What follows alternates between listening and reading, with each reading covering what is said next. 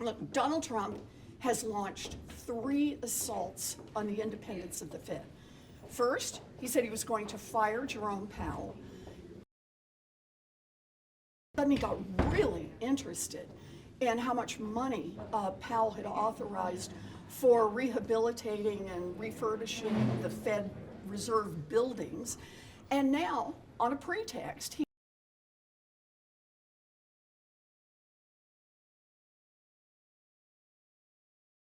him to do.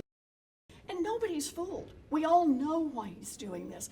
It's so that he can seize control of the Fed.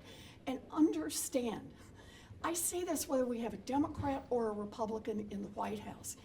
Independence of the Fed, having a bunch of economists, even when I disagree with them, I defend them. Their independence and their efforts to make decisions based on what's really happening in the economy, not what the politics are, is something that benefits every single American. Donald Trump wants to burn that to the ground. Senator, can you speak to the role that FHFA Director Bill Pulte is playing in this whole thing? He's throwing a lot of allegations at a lot of Democrats about mortgage fraud and beyond.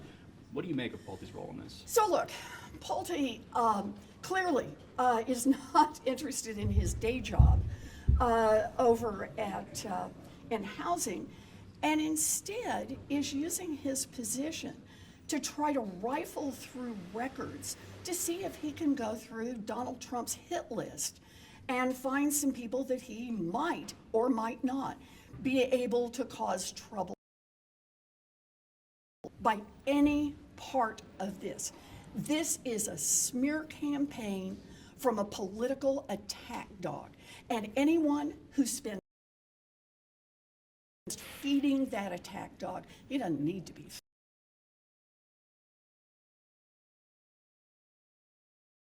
Or stall that. Look, this shouldn't be just Democrats who should say no. This is something Republicans should say no to as a committee. Understand the importance of independence of the Fed. In fact, go back and check their own statements in years past. For many of them, they have talked about the importance of the independence of the Fed. Look, we can all try to persuade the Fed. We can say, look at these data, look at those data, look what's happening with jobs. That's fair game. But what Donald Trump wants to do is he wants to control the Fed. He wants to fire the people who disagree with him and then have people put in their places who will just bend the knee to Donald Trump and say whatever he wants them to say. In countries where that has been tried in the past, it basically blows up the economy because not only can no one believe the numbers, people start making their business decisions differently. No longer are business decisions based on, okay, here's where I think things are going in the economy. I think there'll be a good market for this. Instead, it's who's got political juice and who doesn't. And when you start making political juice decisions, you really do tear up the real heart of our economy. Is there any maneuver, though, that Democrats can do unilaterally? Because have you gotten that assurance from the chairman? We need Republicans. We need Republicans in the Senate to stand up and say, we're not going to grease the skids for Donald Trump's takeover of the Fed. Today's hearing is about greasing those skids, and it shouldn't occur.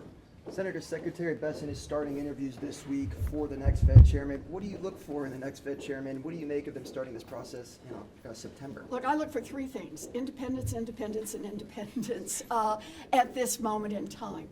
I also would like to see someone who, on monetary policy, reminds everyone that his job is a dual job to make sure that both inflation is kept low and that jobs are fully supported. I also want to see someone who actually believes in regulatory oversight.